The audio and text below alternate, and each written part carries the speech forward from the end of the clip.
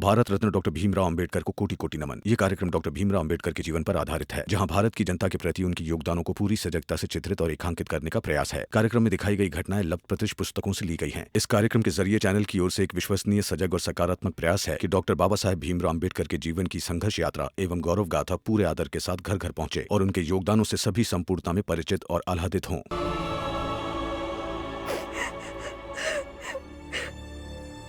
ये तो लक्ष्मी दीदी के रोने की आवाज है। देखते हैं।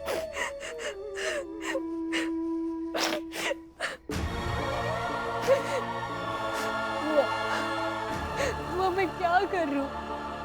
कि तबीयत ठीक नहीं है। मेरे पास जो पैसे बचे थे तो आई ने छीन लिए।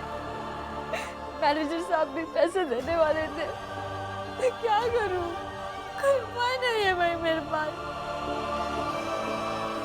लक्ष्मी, रो मत बेटा, शांत हो जा, विश्वास रख, कुछ ना कुछ उपाय जरूर मिल जाएगा।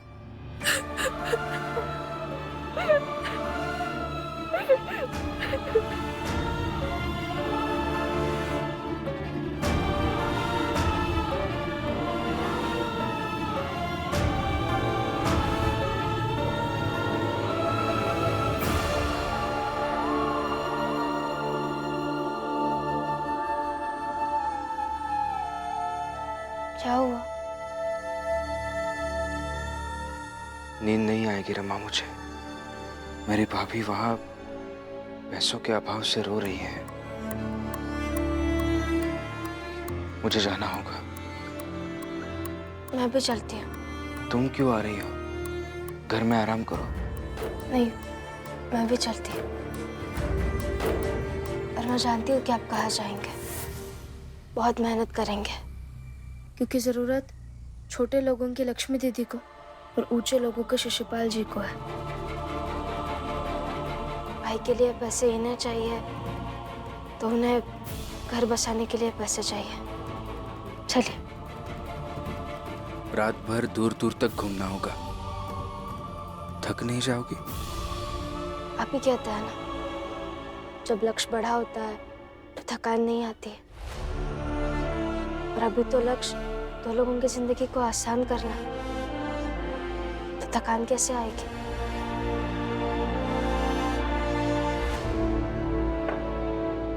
चलिए।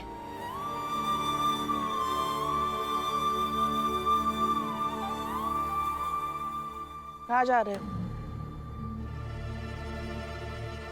अभी अभी तो आए,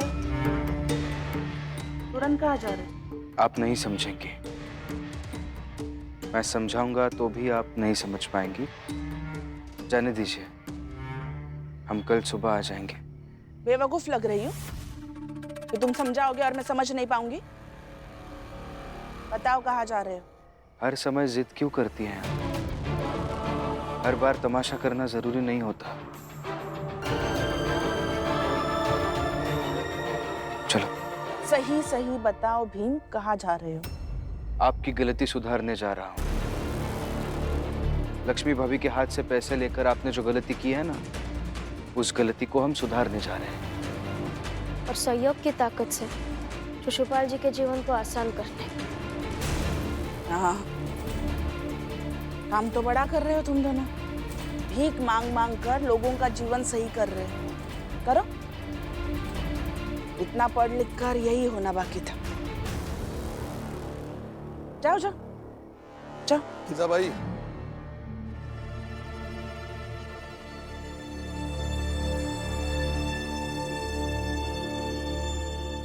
भीख और सहयोग में फर्क होता है जीजा भाई, लेकिन तुम्हें कैसे समझ में आएगा?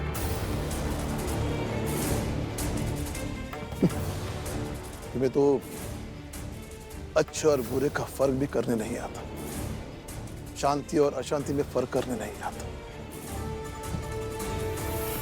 वो सब छोड़ दो, लेकिन क्या करना चाहिए और क्या करना नहीं चाहिए ये फर्क भी समझ में नहीं आता। तो ये कैसे समझ में आएगा? इसलिए तो कहते हैं ना जीजा भाई, उम्र के साथ साथ जीवन की बारीकियां समझने का हुनर विकसित करते रहना चाहिए।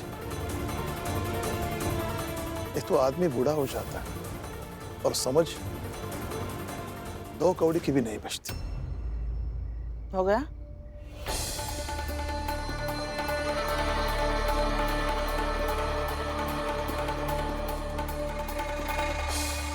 बेटा, इतनी रात को क्यों जा रहे हो? सुबह का इंतजार करते हैं। बाबा, अभी निकलूंगा तो सुबह होने तक मैं अपने लोगों के उन मोहल्लों तक पहुंच पाऊंगा जो बहुत दूर हैं। फिर लोगों के जागते ही उनसे सहयोग मांगना शुरू करूंगा और मांगते मांगते ही घर वापस लौटूंगा। आने के बाद मुझे और रमा को काम पर भी जाना होगा ना। हाँ बाबा, आप हमारी चिंता मत कीजिए, हम सुबह तक आ जाएंगे वापस। तो फिर ठीक है, मैं भी तुम्हारे साथ चलता हूं।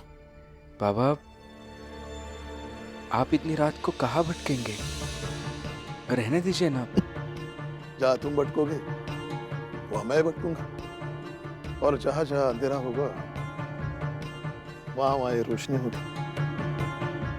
मैं अगर आगे आगे जाऊंगा तभी तो पीछे पीछे हमारी रोशनी होगी, है ना? चलो।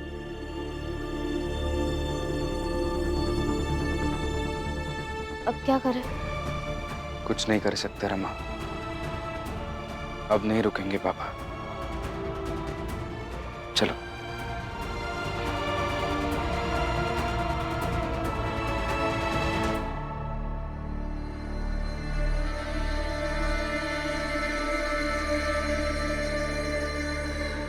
देख ले, इस घर का सबसे बूढ़ा आदमी इस भीम और रमा के चक्कर में आकर ये ऐसा हाथ में लालटेन लेकर पूरी रात भर बाहर घूमेगा। मैं कुछ नहीं कर पाई और ना ही तू कुछ कर पाएगी, और ये कुछ कर न पाने की तकलीफ हमेशा रहती है मुझे। तो ये तकलीफ समाप्त कर दे।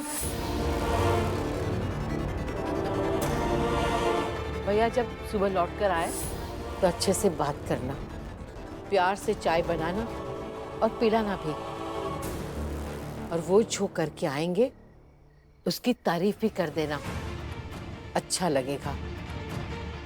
और जब भैया को अच्छा लगेगा तो हो सकता है कि अगली बार जब तू रोकने की कोशिश करेगी तो उसका थोड़ा असर जरूर होगा। बुआ, खून बेचकर फूल ना खरीद ले कल। आएंगे तो फूलों का हार पहना देंगे। तुम दोनों से यही उम्मीद कर सकते हैं।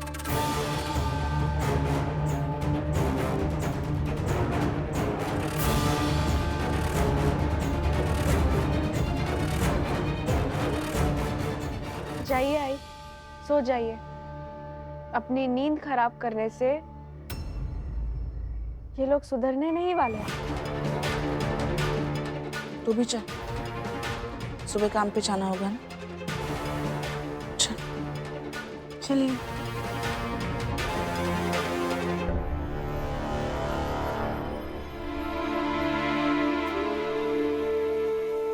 आज नींद नहीं आएगी मुझे।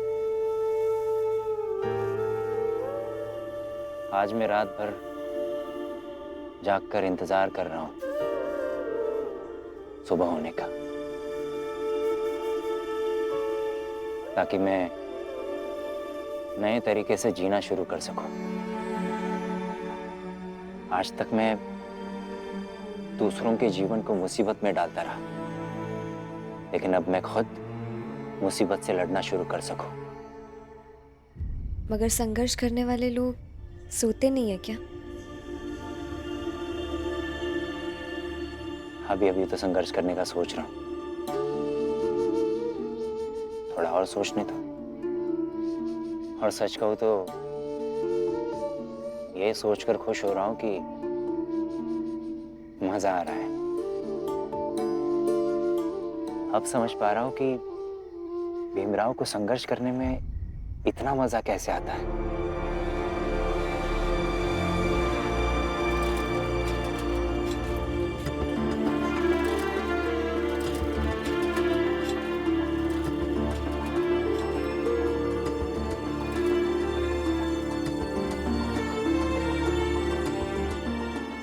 बाबा आप घर चले जाइए ना। रमा, फौजी आदमी हमारे फौज में कहा जाता है कि मिशन पर निकला हुआ फौजी कभी लौट के नहीं आता। और यहाँ फौजी के साथ साथ एक बाप भी हो, लौटने का सवाल ही पैदा नहीं होता।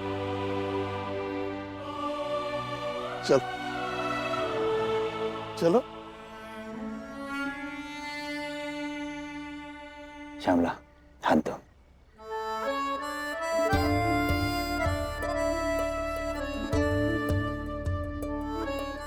मैं तुमसे वादा करता हूं कि मैं मेहनत करूंगा, बहुत संघर्ष करूंगा और एक दिन ऐसा इंसान बनूंगा जिस पर तुम्हें गर्व होगा। आप सब कुछ छोड़कर मेरा साथ देने लगे, भीम भाऊ की बातें मानने लगे और एक अच्छे व्यक्ति बन गए, तो यही बहुत है गर्व करने के लिए। श्यामला, तुम्हारे लिए बहुत होगा, लेकिन मुझे और बहुत कुछ करना है। इतना कि भीमराव के सामने मैं गर्व से जाकर खड़ा हो सकूं और भीमराव उदाहरण दे सके कि जब शिशुपाल सुधर सकता है तो हर कोई सुधर जाएगा।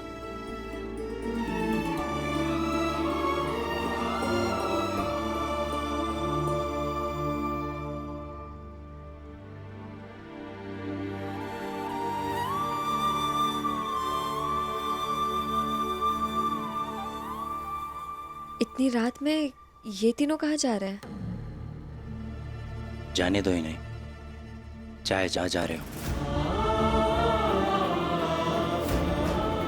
इन्हें आवाज देकर रोकेंगे नहीं हम, ऐसे ही बहुत परेशान है, तो जाने दो और देखने दो मुझे।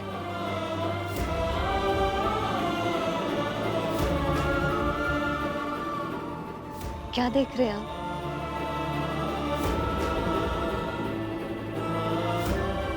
देख रहा हूं कि जब बाप हाथ में लालटेन लेकर अपने बेटे को चलने के लिए रास्ता दिखा रहा है, तो उसका बेटा भीमराव ही बनेगा।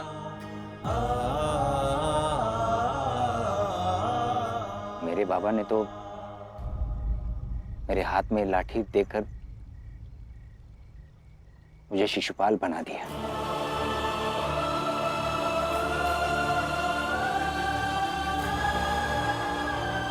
दरअसल बहुत कुछ निर्भर करता है कि बच्चा शिशुपाल बनेगा या भीमराव। अभी इस बात पे कि उसका बाप रामजी सकपाल हैं या एकनाथ। हाँ, सही कहा आपने, मगर बहुत इच्छा शक्ति और मेहनत से जीवन के किसी मोड़ पर भी कोई भी शिशुपाल भीमभाव के रास्ते पर चलना शुरू कर सकता है। कर सकता है, मगर उसके लिए बहुत मेहनत, बहुत संकल्प और बहुत सारे सहयोग की जरूरत पड़ती है, जैसे आज मुझे पड़ रही है।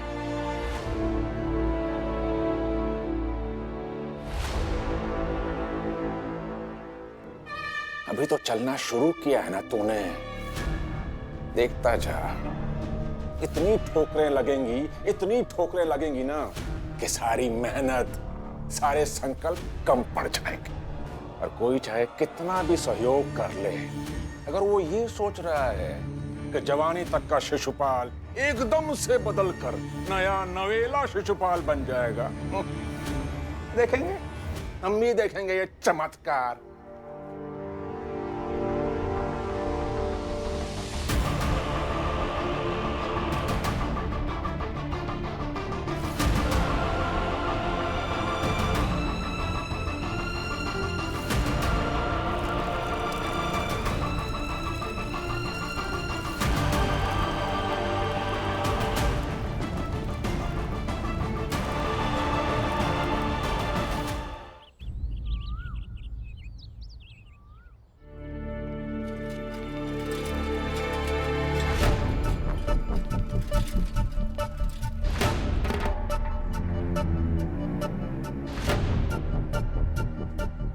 मुझे मेरे चाय का दूध मिल गया।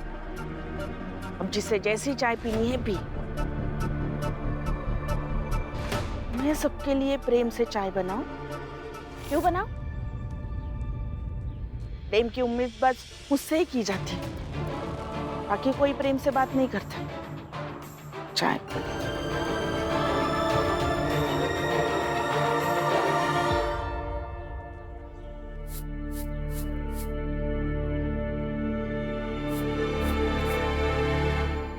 बुआ, वो भीम भाव और रमा कहाँ गए हैं?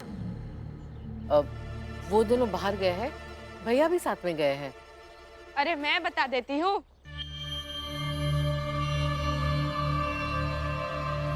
वो तीनों गए हैं घूम घूम कर पैसे की भीख मांगने, ताकि शिशुपाल और श्यामला की मदद कर सके।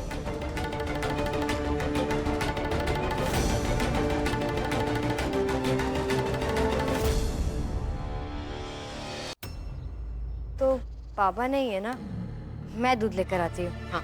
ए सुन, तुझे कुछ समझ नहीं आता? हाथ छोड़िए मेरा। जो पूछ रही हूँ उसका जवाब दे पहले। कुछ समझ में आता है भी या नहीं तुझे? अरुणा, छोड़, लक्ष्मी का हाथ छोड़। जो पूछ रही हूँ उसका जवाब दे मुझे। समझ में आता है या नहीं कुछ भी? आखिरी बार कह रही हूँ, हाथ छोड़िए मेरा। पहले जो पूछ रही हूँ वो बता।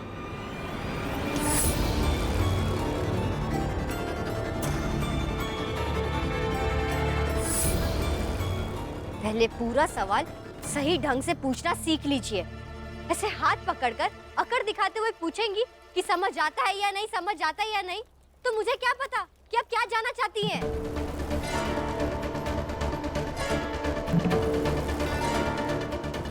ए सुन,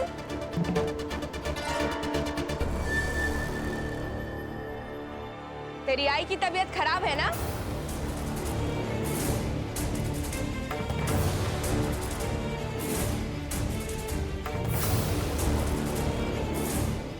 लेकिन उनके लिए तो पैसे की भीख मांगने नहीं गए वो तीनों।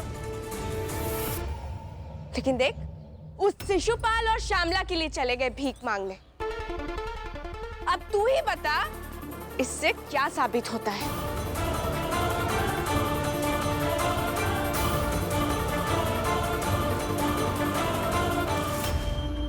अब ई बात का तो ई मतलब निकलता है कि भीम, राम जी और रमा, ये तीनों लोग जो भी करत हैं, खाली दूसरों को दिखाए के लिए करत है।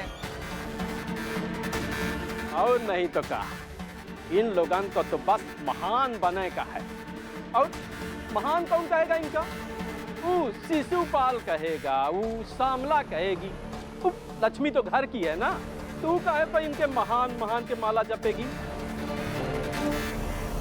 और चाहे लक्ष्मी की माँ मर जाए तो मर जाए, ये भीम, रमा, राम जी मदद थोड़ी करेंगे।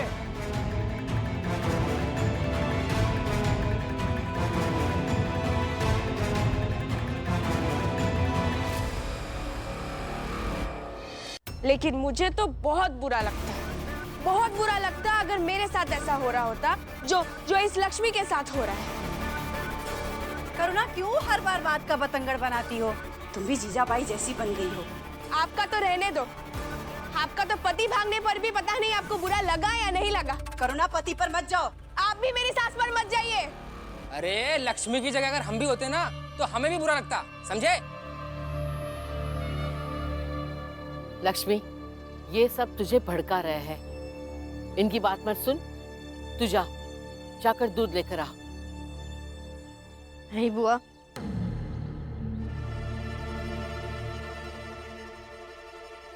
बुरा तो मुझे भी बहुत लग रहा है।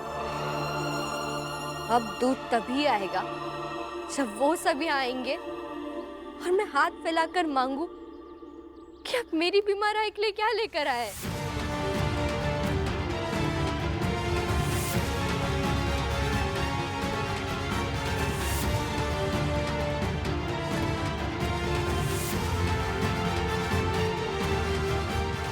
आई कहाँ चली गई? वो होती तो कितना मजा आता।